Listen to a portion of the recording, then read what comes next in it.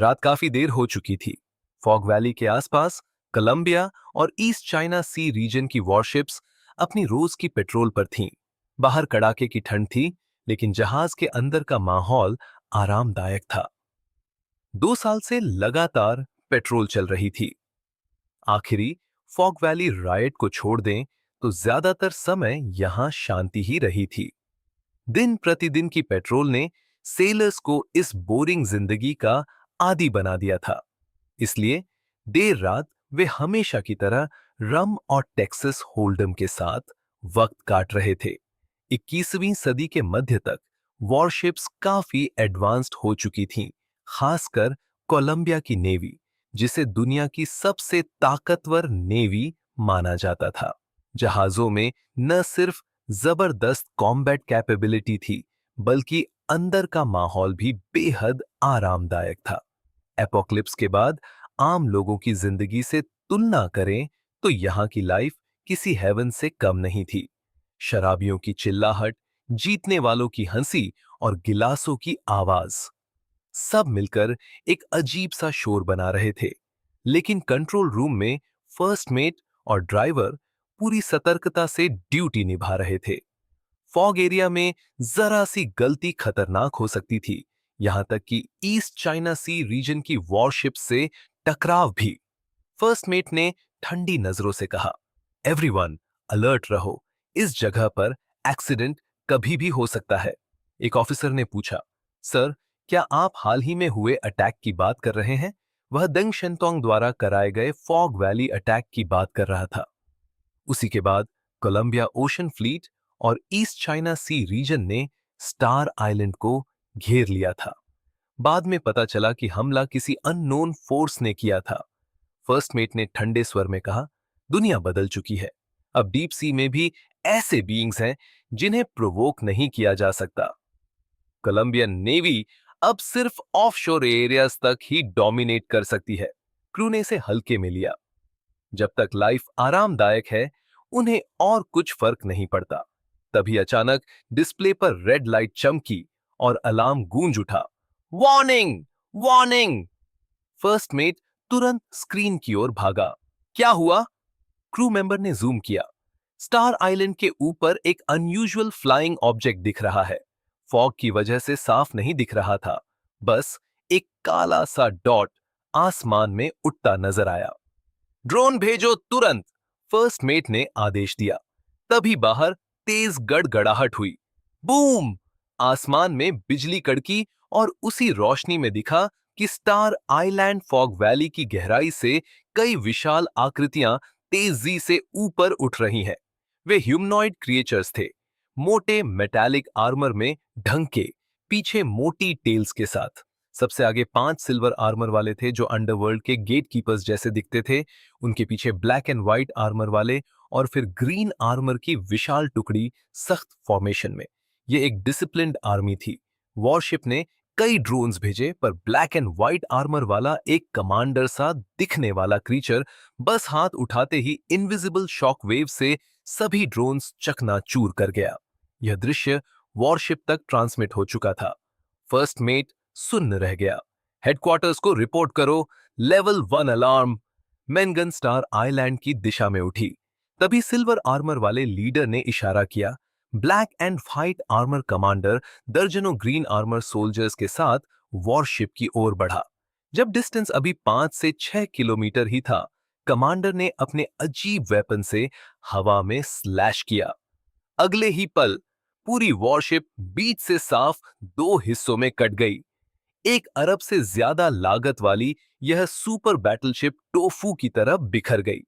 Crew ने flying devices से निकलने की कोशिश की, लेकिन ग्रीन आर्मर वॉरियर्स टिड्डियों की तरह टूट पड़े और उन्हें पल भर में खत्म कर दिया।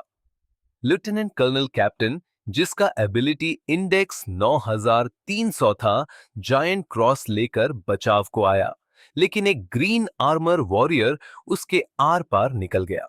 पफ! उसकी छाती फट गई, खून उछल पड़ा और कुछ ही सेकंड में उसकी आंखों की रोशनी बुझ गई। जिसे लोन हीरो बनकर आखिर तक लड़ना था, वह एक मामूली सोल्जर के सामने इंस्टेंट मर गया। और यह सब सिर्फ एक जहाज पर नहीं हुआ। स्टार आइलैंड के आसपास कोलंबिया और ईस्ट चाइना सी रीजन की कम से कम 5 वॉरशिप्स पर यही भयावह दृश्य एक साथ दोहराया जा रहा था। ये वॉरशिप्स, जिनके पास प्लैनेट की सबसे एडवांस्ड टेक्नोलॉजी थी, उन लॉन्ग टेल्ड ह्यूमनॉइड क्रिएचर्स के सामने कागज जैसी कमजोर साबित हुई। ब्लैक एंड व्हाइट आर्मर वाला कमांडर ग्रीन आर्मर वॉरियर्स को लेकर बेहद आसानी से वॉरशिप्स को डिस्ट्रॉय करता गया। न कोई स्लॉटर का आनंद, न लूट में दिलचस्पी।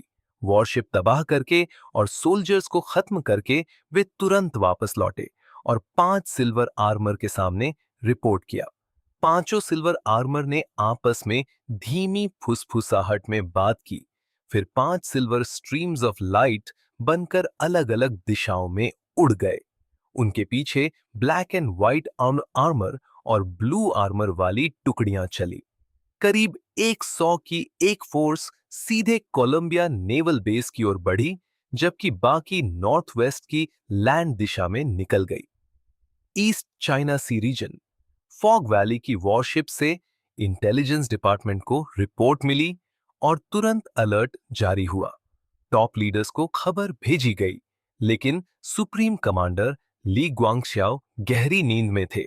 गार्ड ने मैसेज देखकर कहा, पहले बाकी सीनियर ऑफिशियल्स को इन्फॉर्म करो। कमांडर अभी सोए हैं, डिस्टर्ब मत करो। 3 साल अपोकलिप्स के बाद स्टार आइलैंड फॉग वैली से ऐसी खबरें आती रहती थीं और सब इसके आदी हो चुके थे। सबसे बड़ी बात, चिंगदाओ बहुत दूर था। अभी डोंगहाई सिटी को खतरा नहीं लगेगा, ऐसा सबने सोचा। इंटेलिजेंस डिपार्टमेंट समझ रहा था कि मामला सीरियस है, लेकिन यहां सिस्टम अलग था। काम से ज्यादा जरूरी था ऊपर वालों को नाराज न करना। जब तक मामला कई अधिकारियों के बीच घूमता रहा और आखिर एक रियर एडमिरल तक पहुंचा, तब तक देर हो चुकी थी। दूर समुद्र के ऊपर एक सिल्वर आर्मर सैकड़ों सोल्जर्स के साथ उतर चुका था। दोंगहाई सिटी का रेडार 1000 मील तक शिप्स पकड़ सकता था, लेकिन इतने छोटे ह्यूमनॉइड टारगेट्स को नहीं। रात के अंधेरे में सिल्वर आर्मर अपने मैन के साथ दोंगहाई सिटी पहुंचा। समुद्र में वॉरशिप्स खड़ी थीं। सिटी दीवारें 7-8 मीटर मोटी रीइंफोर्स्ड कंक्रीट की, मानो अजेय फोर्ट्रेस। सिल्वर आर्मर हवा में तैरता हुआ शहर को देख रहा था, जैसे बच्चों की बनाई क्ले पॉट को निहार रहा हो। आज डोंगहाई सिटी में नई एनर्जी सिस्टम से रोशनी जगमगा रही थी। आम लोग सो चुके थे, पर अमीर इलाकों में अभी भी पार्टी चल रही थी। वह बस 500 मीटर ऊपर था और यही दूरी डिफेंस फोर्सेस को अलर्ट करने के लिए काफी थी। अचानक गन्स और कैनन्स गरज उठे। फायर की लकीरें सिल्वर आर्मर और उसकी सेना पर बरसने लगी। सिल्वर आर्मर ने कुछ नहीं किया। एक ग्रीन आर्मर वॉरियर आगे आया और इनविजिबल बैरियर से सब रोक लिया। सिल्वर आर्मर के गले से हल्की आवाज निकली, जैसे उसका मूड खराब हो गया हो।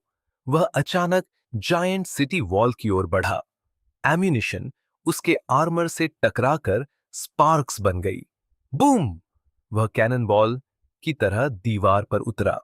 डिफेंस ट्रूप्स वहां जमा हो चुके थे। कानून साफ था, बिना अनुमति जो भी दोंगहाई सिटी के पास आएगा मारा जाएगा। सिल्वर आर्मर ने दाहिना हाथ उठाया। अगले ही पल सोल्जर्स के शरीर बलून की तरह फूलने लगे। पुफ पुफ पुफ, एक एक कर वे कॉम्बैट यूनिफॉर्म के अंदर ही फट गए, जैसे धूप में फटा वाटरमेलन। खून बहकर लाल धागों में बदल गया और सिल्वर आर्मर की ओर उड़ने लगा। Fire fire! स्क्वाड लीडर चिल्लाया। उसे पता था यह पावरफुल एलियन है, पर यह डोंगहाई सिटी है, हुआक्सू कंट्री का सबसे मजबूत रीजन। उसे भरोसा था सपोर्ट आएगा, लेकिन ट्रिगर दबाते ही पफ! उसका शरीर भी फट गया। कुछ ही सेकंड में सैकड़ों सोल्जर्स अजीब तरीके से मर गए। उनका ब्लड लाल धागों में बदलकर सिल्वर आर्मर की हथेली में जमा हुआ और एक बड़ा ब्लड बॉल बन गया।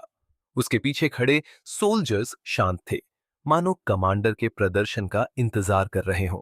तभी डार्क ब्लू कॉम्बैट यूनिफॉर्म पहने एक एलियन फोर्स बैटलफील्ड पर पहुंची। Sea dragon troops, east China सी रीजन की खास एलियन यूनिट। उनमें से एक बहादुर एलियन बोलने ही वाला था, कौन है जो डोंगहाई सिटी में। लेकिन वाक्य पूरा होने से पहले ही बूम, उसका शरीर भी बाकी सोल्जर्स की तरह वहीं फट गया। जैसे जैसे और खून इकट्ठा होता गया, सिल्वर आर्मर की हथेली में वह दबकर एक छोटे पर्ल जैसी ब्लड बॉल बन गया। वह ऊंची सिटी वॉल पर आराम से टहलता रहा, बुलेट्स की बारिश को जैसे खेल समझकर झेलता हुआ। उसकी नजरों में कोई ह्यूमन वॉरियर था ही नहीं, चाहे ऑर्डिनरी पर्सन हो, एक्स्ट्रॉर्डिनरी हो, या 9000 प्लस एबिलिटी इंडेक्स वाला डेप्यूटी कैप्टन। जहां से वह गुजरता, लोग बिना अपवाद के फट जाते और ब्लड लाइंस में बदल जाते। इतनी मौतों के बाद लाल ब्लड लाइंस हवा में जाल की तरह चमकने लगीं, फिर धीरे धीरे उसकी हथेली के ब्लड पर्ल में समा गई। बीप बीप बीप, डोंगहाई सिटी में तीखा अलार्म गूंज उठा। अब सबको एहसास हुआ, दुश्मन आ चुका है। लेकिन शुरुआत में लोग उलझन में थे। डोंगहाई सिटी हुआक्सू स्टेट की सबसे ताकतवर मिलिट्री सिटीज में से एक, जहां 3 साल में कोई हमला नहीं हुआ था। क्या यह ड्रिल है? नहीं, ये एक्सरसाइज नहीं है। आम लोग घरों में छिपकर दूर आसमान में आर्टिलरी की चमक देखते रहे और मन ही मन दुआ करते रहे। पूरे शहर में आर्मी हरकत में आ चुकी थी। वेपन सिस्टम्स एक्टिवेट हुए, ट्रूप्स साउथ ईस्ट वॉल की ओर दौड़े। लेकिन सिटी वॉल पर ह्यूमन सोल्जर्स पहले ही हार रहे थे। सिल्वर आर्मर मानो आसमान से उतरा देवता, किसी से भी रोका नहीं जा रहा था। बूम, एक आर्म्ड फाइटर प्लेन आया। दरवाजा खुला और व्हाइट कॉम्बैट यूनिफॉर्म पहने एक युवा उतरा। व्हाइट टाइगर, डोंगहाई सिटी के 4 स्पिरिट्स में से एक। उसे देखते ही सोल्जर्स ने चीयर किया। व्हाइट टाइगर ने नीचे लाशों और अजीब लॉन्ग टेल्ड आर्मर्ड क्रिएचर्स को देखा और गरजा, जो डोंगहाई सिटी को छुएगा मरेगा। वह कैनबॉल की तरह कूदा, हथेलियों में एनर्जी इकट्ठी कर एक विशाल सिल्वर लाइट बॉल बनाई और सिल्वर आर्मर पर फेंकी। सिल्वर आर्मर ने बस ऊपर देखा। पफ! व्हाइट टाइगर हवा में ही टुकड़ों में फट गया। 9700 पॉइंट्स का टॉप फाइटर एक नजर में खत्म। सोल्जर्स का मनोबल टूट गया। सिल्वर आर्मर ने अजीब भाषा में कुछ बुदबुदाया, लेट्स डिस्ट्रॉय दिस प्लेस। उसकी उसकी आंखें नीली चमक से जगमगा उठीं, जैसे पारदर्शी क्रिस्टल हों। उसने चारों ओर देखा, फिर पैरों के नीचे खून को एक विशाल ब्लड रिवर में बदल दिया और नॉर्थ वेस्ट की ओर बहता हुआ निकल गया। उसके जिसके जाते ही ब्लैक एंड व्हाइट आर्मर वाला कमांडर आगे बढ़ा। नीचे सिटी वॉल के पास ह्यूमन सोल्जर्स चींटियों की तरह जुटे थे। मिसाइल्स आसमान से बरस रहे थे। उसने बस आदेश दिया, kill them all. Green armour warriors उत्साहित होकर फैल गए। कुछ ने फाइटर प्लेन्स को हवा में ही चीर दिया, कुछ ने जमीन पर तलवार नुमा हथियारों से सैनिकों को तरबूज की तरह काटना शुरू किया। ब्लू आर्मर वॉरियर्स ने टैक्टिकल बैकपैक जैसा उपकरण एक्टिवेट किया। सफेद ट्रांसपेरेंट ट्यूब निकली और उसके सिरे से हल्की लाल बीम निकली। जहां बीम गई, सोल्जर्स के शरीर चुपचाप बड़े छेद में पिघल गए। पूरा डोंगहाई सिटी केओस में था। ली ग्वांगस्याओ के गार्ड्स अब सीनियर ऑफिसर्स को रोकने की हिम्मत नहीं कर सके। ली ग्वांगस्याओ पजामा में ही कमांड सेंटर पहुंचा। सर्वेलेंस वीडियो में उन अजीब आर्मर्ड क्रीचर्स को देखकर उसकी भौहें सिकुड़ गईं। ये लोग कौन है? क्या कोलंबिया की सीक्रेट फोर्स है? किसी ने कहा, नहीं, ये जिंगदाओ से आए हैं। हमारी और कोलंबिया की पेट्रोल वॉरशिप्स आज ही डिस्ट्रॉय हुई हैं। ली ग्वांगशाओ की आंखें फैल गईं। स्टार आइलैंड के अंडरग्राउंड क्रीचर्स और बोचगेरे बाहर आ गए। उसने तुरंत आदेश दिया, सुअनवू और चिंगलोंग को बुलाओ, वही रोक सकते हैं इन्हें। चिंगलोंग और जूके पहले ही रास्ते में थे। सुअनवू अपने विशाल आकार के कारण समुद्र के पास उभरने लगा। उसकी नजर डोंगहाई सिटी पर थी। उसे स्टार आइलैंड मिस्ट वैली का वह टेरिफाइंग गेटकीपर याद आया। अगर वह भी यहां है, क्या आज की इस कैटास्ट्रोफी को रोका जा सकेगा? डोंगहाई सिटी के एक कोने में लड़ाई की आवाज आसमान तक गूंज रही थी। फाइटर प्लेन और फ्लाइंग शेल्स पूरे आकाश में भरे हुए थे। वुगू वॉरियर्स ने शहर में भयानक किलिंग शुरू कर दी थी। एक साधारण ब्लू आर्मर्ड वॉरियर भी इंसानी कैप्टन के लेवल की कॉम्बैट पावर दिखा रहा था। बाकी एलियंस और एलीट वॉरियर्स उनके सामने बस थोड़े मजबूत चींटियों जैसे थे। खुशकिस्मती से डोंगहाई सिटी के पास हुआशु किंगडम की सबसे एडवांस्ड आर्म्ड फोर्स थी। हाई यील्ड मिसाइल्स बिना एक्सीडेंटल इंजरी की परवाह किए लॉन्च की जा रही थीं, जिससे ग्रीन आर्मर्ड वॉरियर्स को कुछ हद तक रोका जा सका। लेकिन सिल्वर आर्मर्ड वॉरियर की पोजीशन कोई लॉक नहीं कर पा रहा था। वह ब्लड रिवर पर सवार होकर नॉर्थ वेस्ट की ओर बढ़ रहा था। उसी दिशा में एज्योर ड्रैगन अपने mythical beast form weak water glazed dragon god में बदल चुका था और सुजाकू उसकी पीठ पर सवार थी। दोनों तेजी से आगे बढ़ रहे थे। ड्रैगन गॉड का विशाल शरीर आसमान चीरता हुआ हाई स्पीड में उड़ रहा था। सुजाकू पूरी बैटल स्टांस में थी। उसके काले बाल उसकी एबिलिटी के असर से आइसी ब्लू हो चुके थे। उसने कहा, क्या ये लोग फॉग वैली के वही मिस्टीरियस क्रीचर्स हैं? क्या ये उस इंसिडेंट की वजह से है? दोनों समझते थे वह किस ओर इशारा कर रही है। पिछली बार फॉग वैली में दंगे के दौरान सुजाकू लगभग मारी गई थी। तब किंगलोंग ने जान जोखिम में डालकर एबिस में छलांग लगाई और सभी को बचाया। उसी बैटल में उसे सोर्स ऑफ गॉड का एक हिस्सा मिला था। शायद तभी से वे टारगेट पर थे। किंगलोंग बोला, सोर्स ऑन ऑफ गॉड बहुत कीमती है। अंदाजा था कि वे इसे आसानी से नहीं छोड़ेंगे, पर वॉर छेड़ देंगे ये नहीं सोचा था। सुजाकू ने ठंडे स्वर में कहा, अब ये सब कहना बेकार है। दुनिया की सारी फोर्सेस सोर्स ऑफ गॉड के लिए लड़ रही हैं।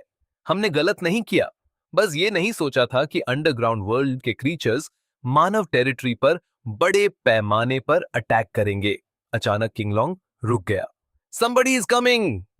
अंधेरे में लाल रेशम जैसी ब्लड रिवर उनकी ओर बढ़ रही थी। उसके ऊपर 4-5 मीटर लंबा सिल्वर आर्मर पहने ह्यूमनॉइड क्रीचर खड़ा था, जिसकी लंबी मोटी टेल थी। सुजाकू के हाथों में सिल्वर ग्लव्स प्रकट हुए, जिन पर ब्लू आइस क्रिस्टल जमे थे। उसकी अरसू का एबिलिटी आइस फ्लेम थी। लापरवाही हुई तो इप्सिलॉन लेवल भी प्रभावित हो सकता था। उसने तुरंत शुआनवू से संपर्क किया, जो समुद्र में था। शुआनवू, एनिमी डोंगहाई सिटी पहुंच चुका है। शुआनवू की आवाज आई, लैंड पर मेरी एबिलिटी लिमिटेड हो जाती है। पहले उसकी इंफॉर्मेशन जुटाओ।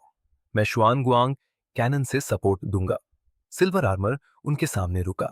आकार में छोटा होने के बावजूद वह किंगलोंग को ऐसे देख रहा था जैसे कोई जाइंट किसी इंसेक्ट को देखता हो। उसके मास्क के नीचे से अजीब गड़गड़ाहट हुई, जो जल्दी ही हुआशु लैंग्वेज में बदल गई। ये लैंग्वेज तुम लोग यूज करते हो, सही? किंगलोंग ने पूछा। तुम कौन हो? डोंगहाई सिटी में अटैक क्यों किया? सिल्वर आर्मर हल्का मुस्कुराया। पहले तुमने हमारे वुलुआन एम्पायर में घुसपैठ की, हमारे एनवॉय मारे गए, अब सवाल क्यों? किंगलोंग कुछ पल चुप रहा। सच था कि फॉग वैली को सबने रिसोर्स समझकर कब्जा करना चाहा था। सिल्वर आर्मर बोला, मैं बस देखना चाहता था कि तुम जैसे वीक बीइंग्स में भी सिविलाइजेशन है, लेकिन तुम्हारे वर्ड्स या थॉट्स से मुझे फर्क नहीं पड़ता। मैं यहां तुम्हें डिस्ट्रॉय करने आया हूं। उसने हाथ उठाया। उसकी हथेली में ब्लड एनर्जी का गोला बन गया। तुम दोनों में वुगू की ऑरा है। पहले तुम्हें कैप्चर करके स्टडी करूंगा। अचानक किंगलोंग और सुजाकू को लगा कि उनका ब्लड फ्लो अनकंट्रोल होकर तेजी से बढ़ रहा है, जैसे नसें फट जाएंगी। किंगलोंग ने दहाड़ लगाई। उसके शरीर से गोल्डन लाइट फूटी और वह फाइन पोर्सिलेन जैसा पारदर्शी चमकने लगा। सुजाकू के बाल आसमान में लहराए और ब्लू आइसी फ्लेम्स ने उसे पूरी तरह घेर लिया। दोनों ने उस अजीब इन्वेडिंग फोर्स को शरीर के बाहर रोक दिया। फिलहाल एक्सप्लोजन और डेथ से बच गए। एज्योर ड्रैगन और वर्मिलियन बर्ड ने अपनी इनर पावर पूरी तरह रिलीज कर दी और अपने शरीर को इरोड करने वाली उस अजीब फीलिंग को रोकने की कोशिश करने लगे। यिनजिया ने हल्की सी एक्सक्लेमेशन की, मानो सामने खड़े दोनों की ताकत से थोड़ा सरप्राइज हुआ हो। लेकिन बस थोड़ा सा। उसने अपना दाहिना हाथ उठाया, उसकी हथेली में ब्लड का एक गोला बना और अगले ही पल दर्जनों ब्लड एरोज हवा चीरते हुए दोनों की तरफ बिजली की तरह आ गए। स्पीड इतनी ज्यादा थी कि रिएक्ट करने का समय ही नहीं मिला। किंगलोंग ने बिना हिचकिचाए अपने विशाल शरीर से जूचवे को ढक लिया और साथ ही weak water glazed dragon god की एबिलिटी एक्टिवेट कर दी। उसके आसपास की स्पेस फिसलन भरी तरह ट्विस्ट हो गई, जिससे कोई भी अटैक उसके शरीर से स्लाइड हो जाए। लेकिन इस बार उसकी ताकत काम नहीं आई। शार्प और पावरफुल ब्लड एरोज सीधे उसके शरीर को चीरते हुए निकल गए और दर्जनों घाव बना दिए। पल भर में उसका विशाल शरीर लाल एरोज से भेद दिया गया। रोअर! किंगलोंग दर्द से दहाड़ा। उसे महसूस हुआ कि उसका सारा ब्लड तेजी से ड्रेन हो रहा है। इप्सिलॉन लेवल पर पहुंचने के बाद पहली बार उसे इतना भयानक डैमेज मिला था। As your dragon! जूचवे ने घबराकर चिल्लाया और तुरंत अपनी एबिलिटी एक्टिवेट की। आसमान भर ब्लू फ्लेम्स उसके शरीर से फैलकर किंग लॉन्ग को ढकने लगी, ताकि उन ब्लड एरोज को डिसॉल्व किया जा सके। लेकिन असर वैसा था जैसे आर्कटिक की अनंत बर्फ को मोमबत्ती से पिघलाने की कोशिश करना। किंग लॉन्ग ने खुद भी गोल्डन सुपरनैचुरल पावर फूट पड़ी और जोर लगाकर सारे ब्लड एरोज बाहर धकेल दिए। यिनजिया ठंडे स्वर में बोला, स्ट्रगल छोड़ दो, तुम बहुत वीक हो। शुरू से अमाते अंत तक वह सिर्फ किंग लॉन्ग से बात कर रहा था। जूचवे को उसने पूरी तरह इग्नोर किया। इप्सिलॉन लेवल से नीचे के इनह्यूमंस उसके लिए महत्वहीन थे। किंगलॉन्ग के मैं कैसे हार मानता। उसका विशाल शरीर ऊंचा उठा, उसके एब्डोमेन से जलती रोशनी उठी, गर्दन से गुजरती हुई मुंह तक पहुंची और फिर एक चकाचौंध गोल्डन लाइट बनकर आगे की स्पेस को ढकती हुई फट पड़ी। मोटी सुपरनैचुरल कैनन ने सामने सब कुछ पेनिट्रेट कर दिया और सिल्वर आर्मर को पूरी तरह कवर कर लिया। डोंगहाई सिटी का नाइट स्काई रोशनी से चमक उठा। लेकिन जब लाइट खत्म हुई तो सामने एक विशाल ब्लड स्फीयर था, खून से बना गोल रत्न जैसा गोला जिस पर कोई डैमेज नहीं था। वह ब्लड जेट खुला और एक हेमिस्फेरिकल थ्रोन में बदल गया, जिस पर सिल्वर आर्मर खड़ा था। उसने किंगलॉन्ग को देखा। मेरी पेशेंस लिमिटेड है, फन खत्म। दोनों के दिल में निराशा भर गई। ताकत का अंतर साफ था। उसी पल झूचवे ने आसमान की ओर देखा और चिल्लाई, शुआनवू! डोंगहाई सिटी के बाहर समुद्र उफान पर था। पानी का लेवल 100 मीटर तक उठ चुका था, मानो पूरे शहर को डुबो देगा। काली लहरों में शुआनवू का विशाल शरीर प्राचीन दैत्य जैसा दिख रहा था। उसने मुंह खोला। Charge completed! Xuan Guang cannon fire! काले प्रकाश की किरण स्वर्ग और धरती चीरती हुई यिनजिया के पीछे जा पहुंची। यिनजिया मुड़ा और एक हाथ से ब्लॉक किया। ब्लड रिवर एक विशाल सेमी सर्कुलर शील्ड में बदल गई। बूम! ब्लैक लाइट कैनन और ब्लड शील्ड की टक्कर से धरती हिल गई। पहले उसका चेहरा शांत था, फिर हल्का बदलाव आया। शील्ड पर क्रैक पड़ गया। क्रैक! ब्लड शील्ड टूट गया। ब्लैक लाइट सीधे यिनजिया को लपेटती हुई फट पड़ी। डोंगहाई सिटी के बीचों बीच एक ब्लैक सन उगाया। 10 किलोमीटर के दायरे की हर चीज नष्ट हो गई। किंगलॉन्ग और जूचवे सुरक्षित दूरी पर थे, लेकिन वे जानते थे कि इस अटैक में अनगिनत नागरिक मारे गए होंगे। पर विकल्प नहीं था। अगर दुश्मन नहीं रुका, पूरा शहर मिट सकता था। यह रेस के बीच वॉर था और ऐसी लड़ाइयों में मर्सी नहीं होती। तीनों की नजर उस विशाल पिट पर टिकी थी। कुछ देर बाद धूल छंटी। जमीन पर विशाल गड्ढा था। सिल्वर आर्मर फिर दिखाई दिया। वह धीरे धीरे हवा में उठा। उसकी आर्मर थोड़ी डिफॉर्म हो चुकी थी, हालत बिखरी हुई थी। शुआन ग्वांग कैनन ने असर किया था, लेकिन वह मरा नहीं। उसने समुद्र की ओर देखा, जहां शुआनवू लहरों में उठ गिर रहा था। उसकी आंखों में पहली बार गंभीरता आई। क्या यह कोई स्पेशल वेपन है? उसने बुदबुदाया। झूचवे ने देखा कि वह घायल है, पर रुक नहीं रहा। उसने दांत भींचे, तियानवेई वेपन लॉन्च करो। हुआशू स्टेट का ईस्ट चाइना सी रीजन सिर्फ ताकतवर एलियंस ही नहीं, बल्कि बेहद पावरफुल आर्म्ड फोर्स के लिए भी मशहूर था। एपोकैलिप्स के 3 साल बाद एलियंस के उभरने से पुरानी सेनाएं कमजोर लगने लगी, लेकिन इंसान भी रुके नहीं। तियानवेई वेपन खास तौर पर इप्सिलॉन लेवल म्यूटेंट्स के लिए डेवलप किया गया सुपर पावरफुल वेपन था। कम दूरी, छोटा कवर एरिया, लेकिन असर ऐसा जैसे कंट्रोल्ड लव डेथ। शुआनवू का शरीर ईस्ट चाइना सी रीजन ने बहुत पहले ही एक सुपर बैटलशिप में ट्रांसफॉर्म कर दिया था। उसके पास अमेजिंग डिफेंसिव पावर वाला आर्मर, ह्यूज इंटरनल स्पेस और डाइव करके सेल करने की एबिलिटी थी। वह सच में सुपर बैटलशिप के लिए परफेक्ट नेचुरल मटेरियल था। सुपरनैचुरल पावर को बढ़ाना स्लो प्रोसेस होता है, लेकिन अगर टेक्नोलॉजिकल मींस जोड़ दिए जाएं, तो स्ट्रेंथ रैपिडली बढ़ाई जा सकती है। शुआनवू के अंदर एक तियानवेई वेपन भी इंस्टॉल था, जो लू केरान के तियानहाई कैनन जैसा था। जूचवे की कॉल सुनकर शुआनवू ने जवाब दिया। शुआन ग्वांग कैनन ने कुछ इम्पैक्ट डाला था, लेकिन सिर्फ उससे उसे डील करना मुश्किल है। मैं रीजन से हायर लेवल परमिशन के लिए अप्लाई करता हूं। उसने तुरंत सुप्रीम कमांडर ली ग्वांगशियाओ से कांटेक्ट कर हायर लेवल वेपन मोबिलाइज करने की रिक्वेस्ट भेजी। ली ग्वांगशियाओ ने तुरंत जवाब दिया, किस बात का इंतजार है? हर कीमत पर इन इनवेडर्स को खत्म करो, वरना डोंगहाई सिटी खत्म हो जाएगी।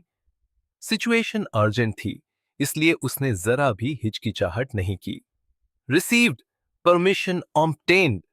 उधर यिन जिया थोड़ा एम्बैरेस्ड दिख रहा था, लेकिन उसका ऑरा अब भी स्ट्रांग था। उसने एजियो ड्रैगन और सुजाकू की ओर देखा, हाथ में ब्लड बॉल उठाई और ठंडी आवाज में कहा, यहां तक कि यंग चिल्ड्रन से डील करते वक्त भी केयरलेस होना गलत है। अब मैं बैटल जल्दी खत्म करूंगा। इतना कहकर उसकी हथेली में मौजूद ब्लड जेड अचानक हवा में एक्सप्लोड हो गया। आकाश में एक भयानक ब्लड रिवर उमड़ पड़ी। किंगलोंग और जूचवे को उसमें काउंटलेस डेड सोल्जर्स के चेहरे दिखाई दिए। वे चीखते, तड़पते हुए ब्लड वेव्स के साथ उनकी ओर बढ़ रहे थे। किंगलोंग का चेहरा गंभीर हो गया। उसने अचानक सुजाकू को पकड़कर पूरी ताकत से दूर फेंक दिया। किंगलोंग, तुम? जूचवे हैरान रह गई, पर उसका शरीर कंट्रोल से बाहर जा चुका था। किंगलोंग की आवाज उसके कानों में गूंजी, तुमने अभी लिमिट ब्रेक नहीं किया है। यहां रहकर मेरी मदद नहीं कर पाओगी। दूसरे एरिया के बैटलफील्ड में जाओ। उसकी आवाज ठंडी थी, जैसे वह उसे बोझ समझ रहा हो, लेकिन जूचवे की आंखों में हल्की नमी आ गई। वह जानती थी यह उसे बचाने के लिए था। दुश्मन बहुत ज्यादा पावरफुल था। उसके दिल में दर्द और पछतावा उमड़ा। डोंगहाई सिटी की टॉप 3 मास्टर्स में से एक होने के बावजूद वह इस लेवल की फाइट में कुछ नहीं कर पा रही थी। लेकिन वह एक सोल्जर भी थी। बेकार में मर जाना समाधान नहीं था। उसने दांत भींचे, अपने कॉम्बैट यूनिफॉर्म का फ्लाइट जेट डिवाइस ऑन किया और ब्लू आर्मर्ड वॉरियर्स के बैटलफील्ड की ओर उड़ गई। इधर किंगलोंग अकेला ब्लड रिवर का सामना कर रहा था। उसे डेथ क्राइसिस साफ महसूस हो रहा था, इसलिए उसने अपनी सारी ताकत रिलीज कर दी। उसका गोल्डन ब्रीथ ब्लड रिवर की ओर दागा गया, लेकिन उसकी सारी पावर उस रिवर ने निगल ली। एक भी रिपल नहीं उठा। जब वह लगभग डेस्पेयर में डूब चुका था, उसी समय शुआनवू ने हायर लेवल वेपन से डॉकिंग कंप्लीट कर ली। उसने सिर उठाकर आसमान की ओर देखा। आज रात आसमान ओवरकास्ट था, लेकिन घने डार्क क्लाउड्स से भी ऊपर दूर स्पेस में एक विशाल मिलिट्री सैटेलाइट ने अपने विंग शेप्ड सोलर पैनल फैला दिए। विशाल एनर्जी ट्रांसमिशन पोर्ट से बहती हुई bee sting shaped launch port में जमा होने लगी, फिर एक वाइट बीएम ब्लू प्लैनेट की ओर दागी गई। स्पेस से वह बस एक पतली लाइन लग रही थी, लेकिन जैसे ही वह एटमॉस्फेयर चीरते हुए क्लाउड्स पार कर नीचे उतरी, आसमान में लगातार थंडर जैसी गरज सुनाई दी। बूम! क्लाउड्स फट गए। उफनती एनर्जी ने आसमान साफ कर दिया। यिन जिया ने ऊपर देखा। उसके सिर के ठीक ऊपर एक विशाल मेटियोर जैसी रोशनी जल रही थी और सीधा नीचे गिर रही थी। सब कुछ एक पल में हुआ। जब तक वह समझ पाता, उसकी स्पीड अनइमेजिनेबल लेवल तक पहुंच चुकी थी। सिर उठाते ही वह पूरी तरह उस सिल्वर बीएम में एंगल्फ हो गया। डोंगहाई सिटी दिन की तरह चमक उठी। 1980 के दशक में कोलंबिया के सीनियर ऑफिशियल्स ने एक बोल्ड स्टार वॉर्स प्लान प्रस्तावित किया था। सैटेलाइट्स को वेपन बनाकर ग्लोबल स्ट्राइक नेटवर्क बनाना। बाद में कोलंबिया और फ्रेमोनिस के संघर्ष के खत्म होने पर यह प्लान धीरे धीरे गायब हो गया। लेकिन 21वीं सेंचुरी के मध्य में टेक्नोलॉजी और आर्म फोर्स के बढ़ते विकास के साथ इस कॉन्सेप्ट को फिर उठाया गया। दिसंबर 2050 में आइस एज के बाद एलियंस से निपटने के लिए ऐसे वेपन्स बनाए गए जो इप्सिलॉन क्लास म्यूटेंट्स को भी किल कर सके। प्लैनेट से लॉन्च होकर इप्सिलॉन क्लास को मार सकने वाले वेपन्स को तियानवेई वेपन्स कहा गया, और जो वेपन्स सैटेलाइट के जरिए स्पेस से सीधे अर्थ पर गिरते हैं वे स्पेस बेस्ड वेपन्स कहलाते हैं। हुआशू स्टेट की कोस्टलाइन के गार्डियन होने के नाते ईस्ट चाइना सी रीजन के पास सबसे एडवांस्ड टेक्नोलॉजी थी। स्पेस बेस्ड वेपन जोरदार धमाके के साथ गिरा। भयानक एनर्जी ने पूरी डोंगहाई सिटी को हिला दिया। मिस्ट वैली के सोल्जर्स जो सी ड्रैगन गार्ड्स को मार रहे थे, यह हेवनली पनिशमेंट जैसा दृश्य देखकर दंग रह गए। ये कैसे हो सकता है? प्रेडिक्टेड टाइम पॉइंट तो अभी नहीं आया था। क्या हमारी प्रेडिक्शन गलत थी? ब्लैक एंड व्हाइट आर्मर वाला वॉरियर कमांडर बिना हिचकिचाए इंपैक्ट पॉइंट की ओर उड़ गया। अगर यिनजिया सच में बैटल में मर गया तो उसे अगले एक्शन पर दोबारा विचार करना होगा, क्योंकि ऐसी स्थिति में पूरा ऑफेंसिव प्लान बदलना पड़ेगा। Black and white commander space based weapon के लैंडिंग पॉइंट पर पहुंचा। उसने आसमान की ओर देखा। उसकी आंखों में पूरी विजिलेंस थी। वह अटैक पॉइंट के बहुत करीब जाने की हिम्मत भी नहीं कर रहा था, कहीं आफ्टर शॉक का असर न हो जाए। उसने सिल्वर आर्मर दाव से कांटेक्ट किया। जनरल, आप ठीक हैं? कुछ देर बाद आवाज आई, मैं ठीक हूं। गड्ढे के अंदर से सिल्वर आर्मर्ड बॉडी उड़कर बाहर आई। उसकी आंख की आर्मर कुछ जगह डिफॉर्म हो चुकी थी, लेकिन वह जिंदा था और उससे उठता गुस्सा ऐसा था जैसे डार्क टाइड पूरी डोंगहाई सिटी को निगल लेना चाहती हो। किंगलोंग ने टूटी आर्मर के नीचे उसकी डार्क रेड स्किन देखी। वह इंसानों जैसी नहीं थी, स्कारलेट और टफ जैसे सूखी जानवर की खाल, जिस पर छोटे छोटे उभार थे। किंगलोंग की आंखें गहरी हो गईं, जैसा होनदुन ने कहा था, लिजर्ड लाइक एग्जिस्टेंस। सच में यह दूसरी सिविलाइज्ड क्रीचर है। स्पेस बेस्ड वेपन उसे मार नहीं पाया। यह किंगलोंग और शुआनवू दोनों के लिए बुरा संकेत था। ऐसे वेपन की आउटपुट पावर बहुत हाई होती है, इसलिए कूलिंग टाइम भी जरूरी होता है। लेकिन दो बनाम एक में अभी भी उम्मीद थी। उसी समय यिन जिया ने किंग लॉन्ग की ओर देखना छोड़ दिया। उसकी स्कारलेट राइट आई टूटी मास्क के नीचे चमक रही थी। वह सीधा शुआनवू को देख रहा था। उसे समझ आ गया था कि असली मेन फोर्स समुद्र वाला मॉन्स्टर है, और बार बार अटैक झेलने से वह पूरी तरह एनरेज हो चुका था। उसने ब्लैक एंड व्हाइट कमांडर से कहा, इस आदमी को तुम्हें सौंपता हूं। कोशिश करना जिंदा पकड़ो, नहीं तो उसकी बॉडी ले आना। इतना कहकर उसने ब्लड रिवर को कंट्रोल किया और एक झटके में शुआनवू की ओर उड़ गया। किंगलोंग चौंक गया। इतनी देर की जानलेवा लड़ाई के बाद दुश्मन का मेन जनरल अचानक चला गया। ब्लैक एंड व्हाइट कमांडर ने उसकी ओर देखा। तुम खुद करोगे या मुझे करना पड़ेगा? किंगलोंग की आंखें अंधेरी हो गईं। अगर वह मेन जनरल को नहीं हरा सका तो क्या डिप्टी से भी नहीं निपट पाएगा? रोअर! वह दहाड़ता हुआ ब्लैक एंड व्हाइट कमांडर पर झपटा। नियोनन हार्बर, कोलंबिया ओशैनिक फ्लीट का नेवल बेस। यह रात असाधारण थी। सर्दियों जैसी ठंड, लगातार गिरती बर्फ और आसमान में गूंजती ठंडर, जैसे कुछ बड़ा होने वाला हो।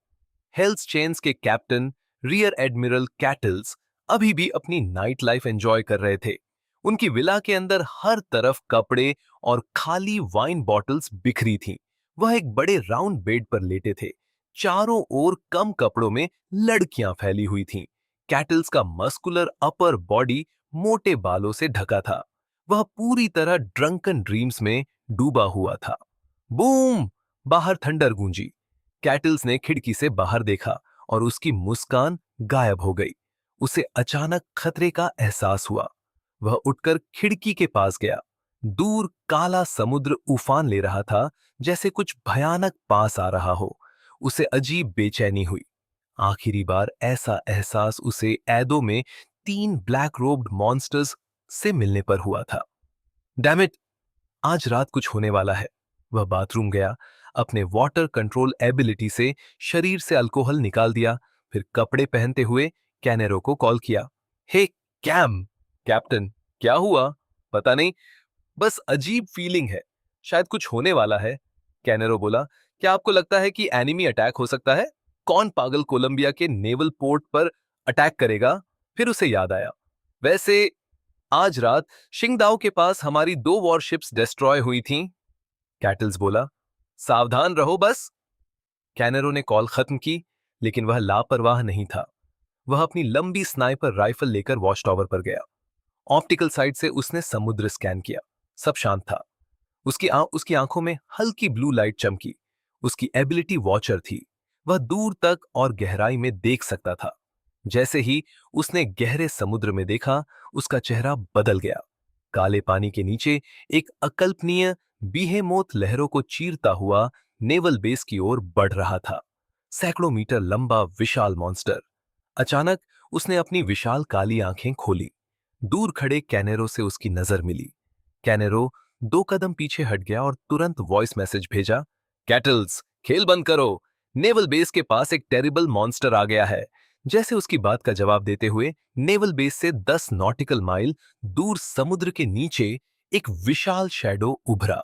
उसके सामने सबसे बड़े डिस्प्लेसमेंट वाली वॉरशिप भी खिलौने जैसी लग रही थी। कैनेरो ने तुरंत कैटल्स और पूरी नेवी के टॉप लीडर्स को नोटिफाई किया और अपनी अथॉरिटी से highest level alert on order जारी कर दिया। लेकिन तब तक वह ह्यूज मॉन्स्टर पहुंच चुका था। बूम! समुद्र का पानी दर्जनों मीटर ऊंचा उठ गया। उस विशाल मॉन्स्टर की आकृति पानी के नीचे से उभर आई। वह एक स्कारलेट मॉन्स्टर था, एक जायंट लिजर्ड जैसा, जिसकी पीठ पर लंबा डॉर्सल फिन था और 10 मीटर से भी लंबे तलवार जैसे शार्प स्पाइक्स निकले हुए थे। जैसे ही वह पानी से बाहर आया, तट पर तैनात सोल्जर्स के चेहरे पर डर साफ दिखने लगा। उन्होंने जिंदगी में इतना हॉरिफाइंग दृश्य कभी नहीं देखा था। उसके सामने सबसे बड़े एयरक्राफ्ट कैरियर्स भी छोटे लग रहे थे। रेड मॉन्स्टर तट पर आया, इंसानी वॉरशिप्स की ओर देखा और बस अपनी मोटी लंबी गर्दन घुमा दी। बूम! बूम! बूम! भयानक इंपैक्ट के बाद वॉरशिप्स तुरंत एक्सप्लोड हो गईं। पूरी कोस्टलाइन पर धमाकों की श्रृंखला शुरू हो गई। दुनिया की टॉप वॉरशिप्स खिलौनों की तरह नष्ट हो रही थीं। कैनेरो ने अपनी स्नाइपर राइफल कस कर पकड़ी। वह शूट करना चाहता था, लेकिन एक टॉप स्नाइपर की इंस्टिंक्ट ने उसे रोक दिया। अगर अभी शूट किया तो वह निश्चित रूप से मर जाएगा। दुश्मन बेहद पावरफुल था। चीखें गूंजने लगीं। कई नेवी सोल्जर्स सीधे सी मॉन्स्टर के अटैक के आफ्टरमैथ से ही मर गए। नेवल बेस का अलार्म पूरे हार्बर में गूंज उठा। बड़ी संख्या में ट्रूप्स काउंटर अटैक के लिए निकले, लेकिन उस मॉन्स्टर के सामने वे बहुत छोटे थे। उसी समय ओशन फ्लीट नेवी का टॉप फाइटर कैटल्स पहुंच गया। वह एक विशाल मिसाइल पर खड़ा उड़ता हुआ आया। हाँ हाँ, जैसे हमेशा उसकी एंट्री बेहद ड्रामेटिक थी। उसके कंट्रोल में टॉम हॉक शेप्ड प्रोजेक्टाइल सीधे मॉन्स्टर की ओर बढ़ा। उसी समय कैनेरो ने भी ट्रिगर दबाया। Everything penetrates. एनहांस्ड मिसाइल और कैनेरो का अटैक एक साथ मॉन्स्टर पर गिरे। भयानक धमाका हुआ, लेकिन सी मॉन्स्टर का शरीर हिला तक नहीं। कैनेरो की एबिलिटी ने उसकी मोटी स्किन को पेनिट्रेट किया और गाढ़ा ग्रीन ब्लड बाहर निकला, लेकिन उसके विशाल शरीर की तुलना में वह घाव बस सुई की चुभन जैसा था। कैटल्स का चेहरा गंभीर हो गया। क्या यह वही मॉन्स्टर है जो स्टार आइलैंड से भागा था?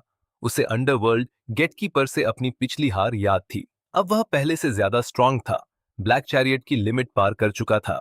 उसने दांत भींचे। मेरे टेरिटरी में आकर हंगामा, आज लौट नहीं पाओगे। उसने दोनों हाथ आगे जोड़े। उनके बीच ट्रांसपेरेंट ड्रॉपलेट्स जमा हुए और जल्दी ही एक ह्यूज वाटर बॉल बन गई। Super raw water. वह बॉल कैनन बॉल की तरह मॉन्स्टर की ओर गई। रेड सी बीस्ट ने मुंह खोला। एक ब्लैक एनर्जी बॉल बनी और दोनों टकरा गए। भयानक एनर्जी स्टॉर्म ने नेवल पोर्ट को तहस नहस कर दिया। आफ्टरमैथ से कैटल्स का रेड क्लोक चिथड़े चिथड़े हो गया। कुछ ही पलों में उसे एहसास हो गया, मामला गंभीर है। रेड मॉन्स्टर की पीठ पर सूजे हुए पार्ट्स खुले और सैकड़ों आर्मर्ड वॉरियर्स बाहर उड़ निकले। वे पूरे नेवल बेस पर अटैक करने लगे। नेवी ऑफिसर्स के चेहरे उतर गए। एक मॉन्स्टर ही काफी था, ऊपर से दूसरी सिविलाइजेशन के वॉरियर्स। हेडक्वार्टर में फ्लीट कमांडर डगलस बड़े स्क्रीन पर ट्रैजिक बैटल देख रहा था। उसने गंभीर स्वर में कहा, इवैक्यूएशन की तैयारी करो और स्पेस बेस्ड वेपन्स तैयार रखो। एक ऑफिसर बोला, तियानवे वेपन भी? वह गॉड ऑनर ऑफ लव की बात कर रहा था। सीक्रेट मिलिट्री रेगुलेशन के अनुसार अनस्टॉपेबल इन्वेजन पर उसे यूज किया जा सकता था। डगलस का चेहरा भारी था। अगर वह अपना ही नेस्ट नष्ट करता तो उसका करियर खत्म हो जाता। लेकिन अंडरग्राउंड सिविलाइजेशंस की पावर डरावनी थी। काफी सोचने के बाद उसने एक पुराना कम्युनिकेशन चैनल डायल किया। अब फ्रैंकलिन को सपोर्ट के लिए बुलाने का समय आ गया है। इस बीच बैटलफील्ड पर कैटल्स अकेला रेड सी बीस्ट का सामना कर रहा था, क्योंकि कैनेरो को ब्लैक एंड व्हाइट आर्मर पहने एक वॉरियर ने रोक लिया था, जिसकी स्ट्रेंथ व्हाइट चैरियट के बराबर थी। कैटल्स ने झुंझलाकर कहा, डैम इट, ऐसा मॉन्स्टर आखिर क्यों मौजूद है? फिर उसकी आंखों में चमक आई। काश मेरी एबिलिटी एब्सोल्यूट पावर एक epsilon class deep sea monster को कंट्रोल कर पाती। ये कहते हुए उसने अपनी एबिलिटी पूरे आसपास के सी एरिया पर एक्टिवेट कर दी।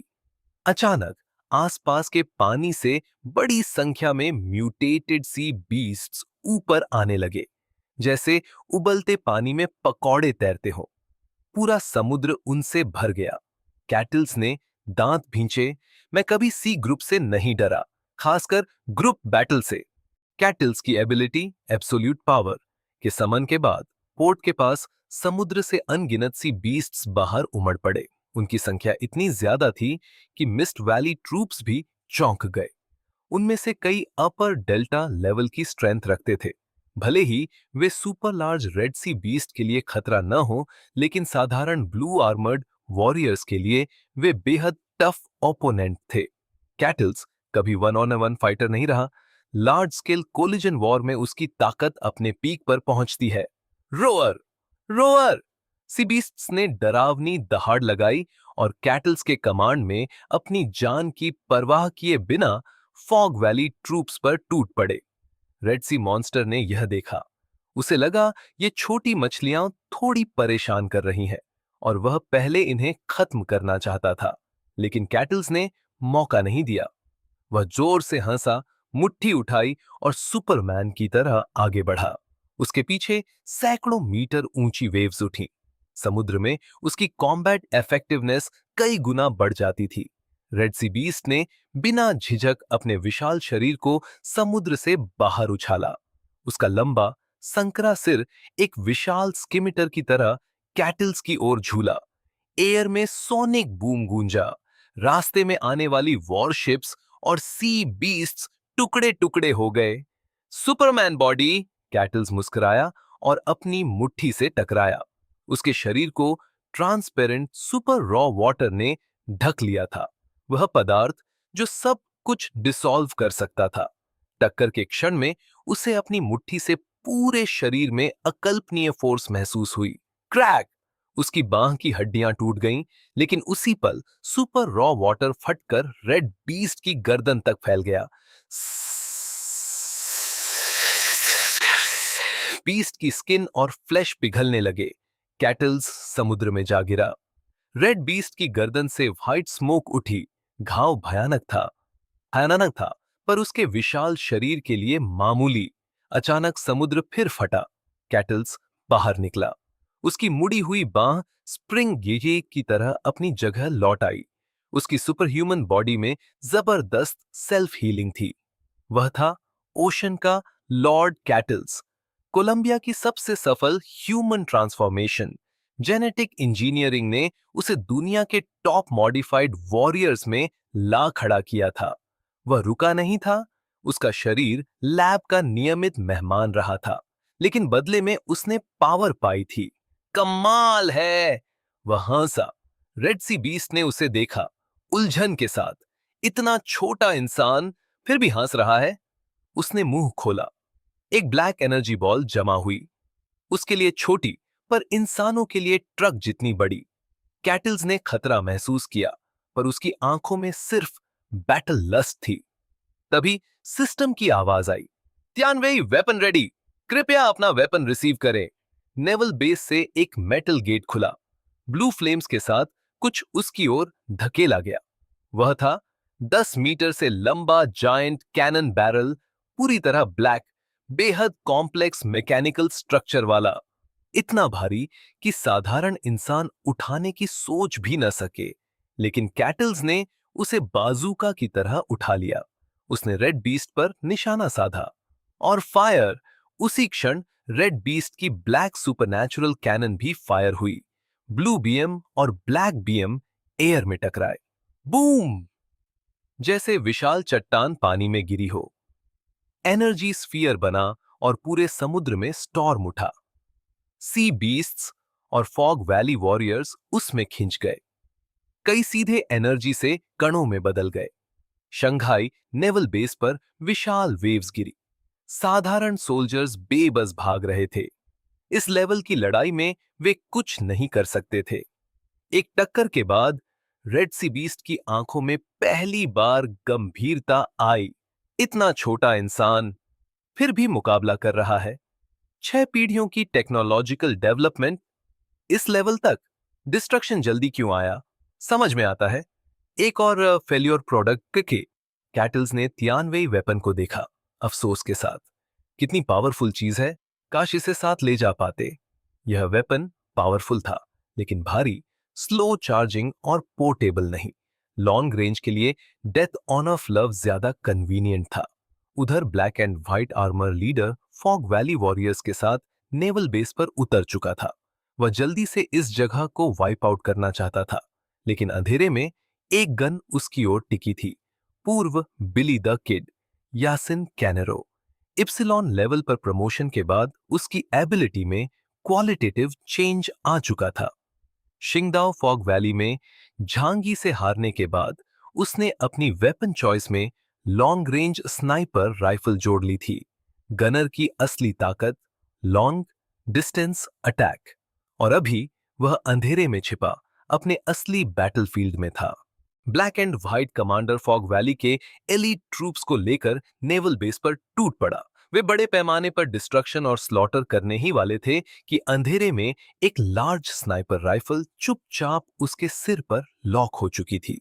कैनेरो ने सांस रोककर ब्लैक एंड व्हाइट लीडर के हेड को लॉक किया और ट्रिगर दबा दिया।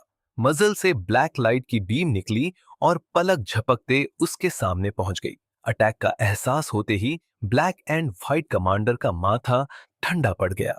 उसने बिना झिझक एबिलिटी एक्टिवेट की, बाहें सामने रखीं, शरीर अचानक डबल साइज का हो गया। ब्लैक एंड व्हाइट आर्मर से ढकी उसकी 2 बाहें मेटल पिलर की तरह सामने आ गईं। पुफ! लेकिन कैनेरो की बुलेट ने उसकी इंडिस्ट्रक्टिबल बॉडी को सीधे ब्लास्ट कर दिया। दोनों बाहें छेद दी गईं। उसने मुश्किल से बुलेट की स्पीड स्लो की ताकि सिर बचा सके। ब्लैक बुलेट उसकी हेलमेट को छूती हुई निकली। आर्मर टूट गया, नीचे रेड स्किन दिखी और टूटते टुकड़ों के बीच छोटे रेड हॉर्न भी नजर आए। लेकिन यह खत्म नहीं था। पहली बुलेट के बाद 2 और, penetrating everything, ultra long range absolute attack. दूसरी ओर तीसरी बुलेट उसके चेस्ट और लोअर एब्डोमेन में धंस गई। टॉप टियर एनहांसमेंट म्यूटेंट होने के कारण उसने वाइटल पॉइंट्स बचा लिए, लेकिन 3 शॉट्स लग चुके थे। वह इंसानों को कमजोर समझ रहा था। अब उसका कॉन्टेम्प्ट गायब था। ये लोग उम्मीद से थोड़े ज्यादा स्ट्रांग हैं, लगता है सीरियस होना पड़ेगा। उसके घाव डरावनी स्पीड से हील होने लगे। एनहांसमेंट म्यूटेंट्स की सबसे बड़ी ताकत फिजिकल डिफेंस और सेल्फ हीलिंग। कैनेरो दूर से देख रहा था। उसके होंठों पर हल्की मुस्कान आई। मुझे पता था तुम लोग सबसे टफ होते हो, इसीलिए मैं उस आदमी को एडमायर करता हूं। ब्लैक एंड व्हाइट कमांडर ने उसकी लोकेशन लॉक कर ली और बिजली की तरह उसकी ओर दौड़ा। लेकिन अचानक उसका शरीर सख्त हो गया। पूरा बदन सुन्न पड़ने लगा। कैनेरो शांत स्वर में बोला, वारहेड में डेडली टॉक्सिन मिलाया है। यह मुझे उसी आदमी ने सिखाया था। लाइफ एंड डेथ वॉर में डिग्निटी मायने नहीं रखती, जीत ही सब कुछ है। ब्लैक एंड व्हाइट कमांडर गुस्से से दहाड़ा। उसने आर्मर की नसों में एंटीडोट इंजेक्ट किया, जहर दबाया और तूफान की तरह कैनेरो की ओर झपटा। बूम! जहां से वह गुजरा, सब कुछ नष्ट हो गया, जैसे आसमान से तलवार गिरी हो। कैनेरो का चेहरा गंभीर हुआ। मरना कितना मुश्किल है तुम्हारे लिए। वह तुरंत उठा और कॉम्बैट यूनिफॉर्म के ऑक्सिलरी फंक्शन से नेवल बेस के अंदर मछली की तरह फिसलता हुआ भागने लगा। पीछे पीछे ब्लैक एंड व्हाइट कमांडर। रास्ते में अचानक धमाके! कैनेरो के लगाए ट्रैप्स एक्टिवेट हो गए। एम्यूनिशन डिपो एक एक कर फटे। मिनी डेथ ऑफ लव के बराबर एक्सप्लोजिव्स ने आसमान में मशरूम क्लाउड खड़ा कर दिया। पूरे नेवल बेस का तापमान सैकड़ों डिग्री बढ़ गया, जैसे अचानक समर आ गया हो। उधर जब ईस्ट चाइना सी रीजन के दो बड़े मिलिट्री बेस पर हमला हो रहा था, 3 सिल्वर आर्मर्ड सोल्जर्स सैकड़ों फॉग वैली एलीट वॉरियर्स के साथ हुआशु किंगडम की भूमि की ओर उड़ रहे थे। उनकी आर्मर फ्लाइंग व्हीकल की तरह थी। ब्लू लाइट छोड़ती हुई वे रात के आसमान में मेटियोर शावर जैसे लग रहे थे। कोस्ट के पास पहुंचकर तीनों ने आपस में कम्युनिकेट किया और टीम 3 दिशाओं में बांट गई। एक नॉर्थ ईस्ट की ओर, एक नॉर्थ वेस्ट की ओर, एक जियांगनान की ओर। ईस्ट चाइना सी रीजन और कोलंबिया ओशन फ्लीट पर हुए अटैक की इंटेल सभी मेजर रीजन तक पहुंची, लेकिन दूरी और कम्युनिकेशन डिले के कारण हर जगह तुरंत खबर नहीं पहुंच पाई। जियांगनान रीजन में तो झांगी को सीधे जानकारी मिलना असंभव था। पहले ब्लिजर्ड सिटी से पास होना था। दूर नॉर्थ ईस्ट रीजन में ह्यूआशु किंगडम का सबसे ठंडा इलाका। वहां लू या दाओजुन हान शांजो हीटिंग रूम में शर्टलेस बैठा बियर पी रहा था और पुराने दोस्तों से बातें कर रहा था। तभी उसे खबर मिली।